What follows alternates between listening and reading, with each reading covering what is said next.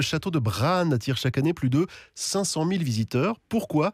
Eh bien parce qu'il est plus connu sous le nom de château de Dracula, personnage romanesque inspiré de l'histoire vraie d'un prince sanguinaire du XVe siècle, une sorte de serial killer baptisé l'Empaleur. Inutile de vous donner plus de détails.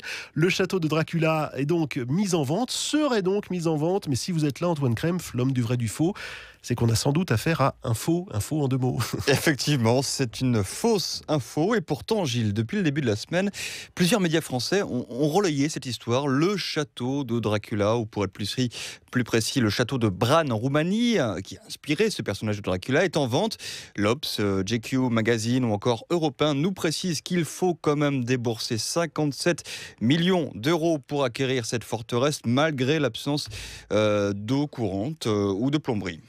Alors parfois, certains de ces articles sont assez documentés, mais d'où vient l'information, Antoine ? C'est là où ça se complique un peu, Gilles, accrochez-vous. Les médias français renvoient en fait vers un article publié lundi par le journal Le Soir. Le quotidien belge, lui, ne dit pas précisément d'où il tient cette info, mais il semble avoir repris en fait un article publié un peu plus tôt sur la RTBF, la radio-télé belge, qui nous renvoie, elle, vers le Canada, avec un papier paru la veille. J'espère que vous suivez.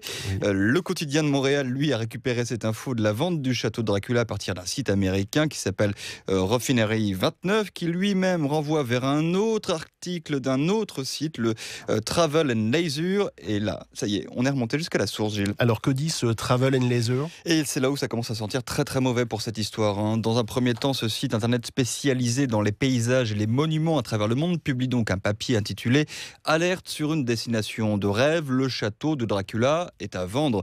Mais ça, c'est donc pour la première version. Parce que depuis, l'auteur a complètement remanié son texte.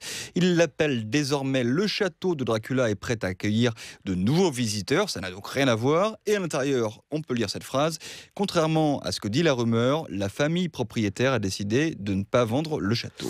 Alors résumons-nous, l'article sur lequel les médias se fondent pour affirmer que le château de Dracula est à vendre dit finalement que le château n'est pas à vendre, malgré ce que disent les médias. J'ai tout compris ? Vous avez tout compris, on pourrait appeler ça, si on veut, la vampirisation des médias, hein. Et ça ne s'arrête pas là, Gilles, parce qu'en fait, toute cette histoire remonte à plusieurs années, à partir en fait d'un article publié sur le journal britannique qui s'appelle The Telegraph.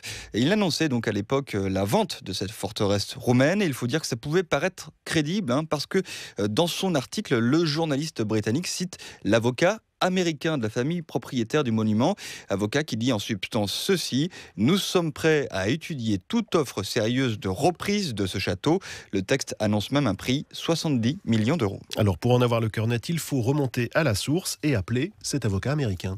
Hello, this is Mark Meyer in New York returning your call regarding Dracula's castle. I'm in my office now. Voilà, il est dans son bureau, Mark Meyer, bureau situé à New York, hein, c'est le cabinet Hertzfeld et Rubin, et voilà en substance qu'il m'a raconté cet avocat. Cette histoire de vente de château de Dracula vient en fait d'une interview qu'il a donnée en 2007. On est quelques mois après la rétrocession du château par le gouvernement roumain aux héritiers, dont il est donc l'avocat. Le journaliste lui pose alors cette question: si jamais un acheteur potentiel vient vous voir avec une offre sérieuse de rachat, vos clients pourraient-ils envisager une vente? Réponse de l'avocat: le château n'est pas sur le marché. D'ailleurs, aucun document, aucun travaux préparatoires n'est prévu.